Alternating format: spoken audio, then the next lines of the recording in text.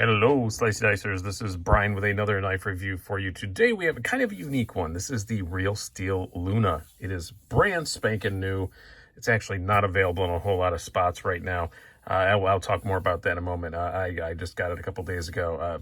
Very, very cool slip joint. Very modern slip joint. Another collaboration with Poltergeist Knife Works. The Real Steel's done a lot with them. But yeah, this is their first slip joint with him. Very, very cool little knife. This is the full titanium version. The only place it's listed right now where you can find any info is on Real Steel's website. I'll link to that down below. They have it listed for $119 and as out of stock. I don't think they're completely stocked up yet, but usually with Real Steel's usual difference between their website and other people's website, I'm guessing this full titanium one's going to be somewhere around 100, 105. They also do carbon fiber exclusive with Blade HQ, which Blade HQ has that in the coming soon for $89.95. So I'm guessing this is going to be somewhere in that $90 to like $105 range, right around $100 if I had to guess.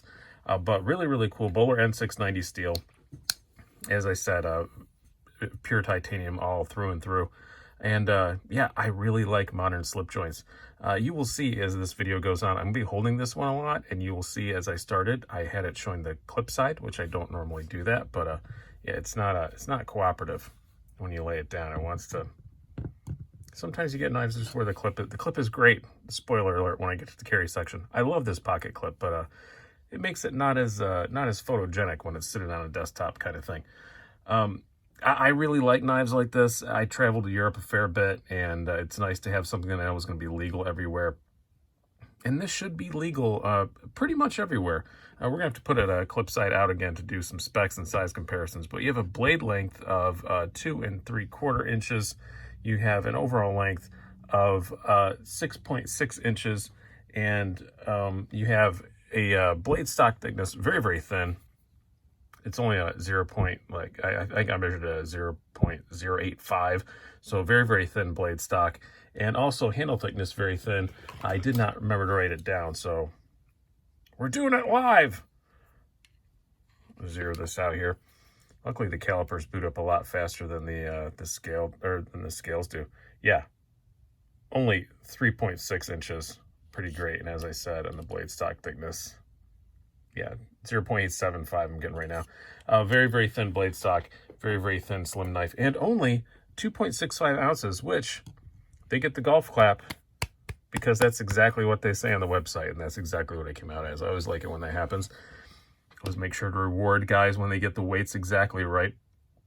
As far as the aesthetics and stuff go, before we do some size comparisons, I think it looks pretty great. Nice, simple drop point design. I always like that. I love this pivot. The pivot looks fantastic. This big kind of oversized pivot. Still just normal torque screws. Nothing proprietary. Some of the Poltergeist stuff you have to use, like big screwdrivers and stuff like that to get it apart. But this is just normal torque screws. And I took it apart, put it back together yesterday. That was very, very easy to do. And I really do like the look of it a ton, and the carbon fiber Blade HQ exclusive one looks even better. I'll try to remember to link to that as well down below. But you do have a lanyard hole if that's your thing. Pocket clip looks really nice. The screws come in from the inside, so they're not just recessed. You have to get to the inside. So if it's right hand only anyway. But yeah, if you want to take the pocket clip off, you got to do it from the inside. But really, really, really nice looking knife. I have to say, it is extremely handsome. I was quite impressed with that when I took it out of the box. Speaking of the box, you get the usual cool Real Steel stuff that you get in, I was going to say in their higher end stuff, but honestly, it's in all of them. It's very nice looking. Looks like brushed aluminum or something, and I just dumped it all out. You get these little certificate of authenticity with the higher end ones, designed by Jakob. Lots of letters. We're just going to say Poltergeist. Makes it a lot easier on me. I don't want to offend the guy. Little exploded diagram things that they always... I love that Real Steel does this. This is something I don't think I've shown before. But it's really nice when they do this. It just kind of shows the exact it's not every knife. It's not always exactly the same. Like, I think this one is for, yeah. This one doesn't have the slip joint on it. I'm sure they'll get there on it, but they usually have those little exploder diagrams. Nice. You get the cleaning cloth and all that stuff. I have so many of these around because I've had a lot of real steels over the years. But yeah, here's more stats if you want to see that. B-Blast blade finish. That's one thing I wish was different. I would not mind at all if this was a more polished blade, because this is just a satin blade, because this is just a really classy looking knife, and I think that would just look better than Real Steel's normal bead blast, but that's a pretty minor criticism. Do some size comparisons. I'm going to flip it around again, which means that all the other knives are going to be flipped around the wrong way as well. We're going to do a bit of a different Spyderco sandwich here, because this is not a very large knife. I'm going to put it up against a Dragonfly. This is the Wharncliffe one, but it's still the same length as the regular one. And your Para 3. You can see it's a little bit shorter than a Para 3, a lot slimmer in every dimension other than that, but a little bit smaller than that, as you'd expect with that blade length, because the blade length is just a little bit smaller. How about let's do a couple of oddballs here that I don't normally do. Well, this one isn't that much of an oddball. We'll do the Ontario Rat Model 2. A lot of you guys have those. Again, just a little bit smaller than that. And we'll do it against another nice little kind of gentlemanly sort of knife.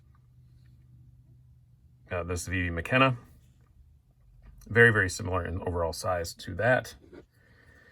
And we'll leave it at that.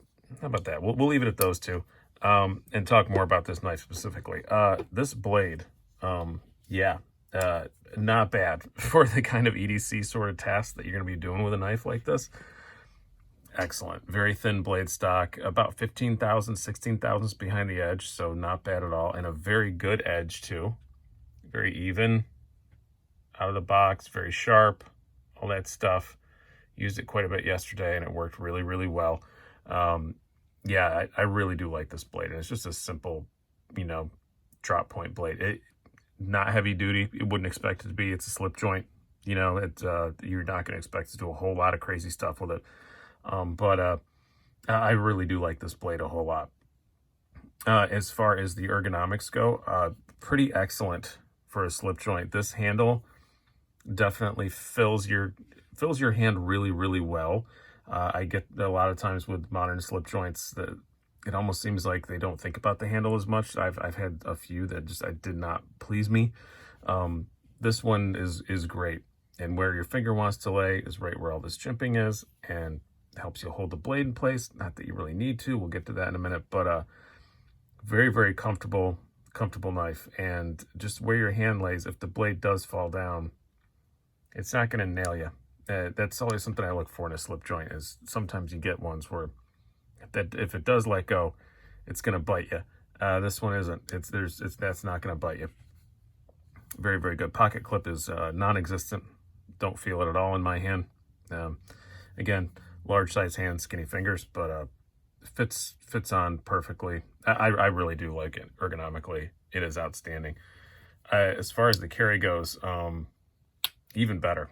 It's so slim. The nice ultimate deep carry pocket clip. It's invisible in your pocket. Great little gentlemanly kind of knife. If you could carry this thing anywhere, it's not going to bother anybody. You can get your hand in your pocket completely fine. It's an absolute pleasure to carry. I don't know how else to describe it. It is an absolute pleasure to carry. Very, very, very good as far as that goes. And on the action, I'm not a huge slip joint expert, but I do have a lot. The walk and talk, as they say, is pretty good. It's not as stiff as you'd say a GEC or something like that, but it's pretty neat. It does not have what I would call a half stop. It's got like a quarter stop, but it works really well for one hand close. No fear of cutting myself or anything like that. Like I said, I've been using it for a couple days, and it's really, really good. I do like the way it opens and closes. I have no issues there. It could stand to be a bit stronger, but I don't think most people are going to mind exactly how it is. I think most people will be completely fine with it. And Yeah, I really, really like this thing, and that's why I wanted to get this review out to you sooner. I was actually going to do a different review today, but I wanted to get this one out just because I was really excited about it. It's just a really cool knife. I like knives like this. They're stuff that I carry a lot when I'm traveling and whatnot. And the price is about right. The N690, I wouldn't mind if it was better steel, but Real Steel is really fond of the N690 lately, so I kind of get it. Yeah, just a really, really good, very ultra modern slip joint, as I call them.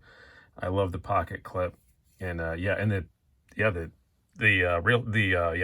Blade HQ version with the carbon fiber, still the same steel and everything. It's just carbon fiber instead of full titanium. So go check that out if you want to. Hope you guys have enjoyed this review. I've been Brian. Have a good one.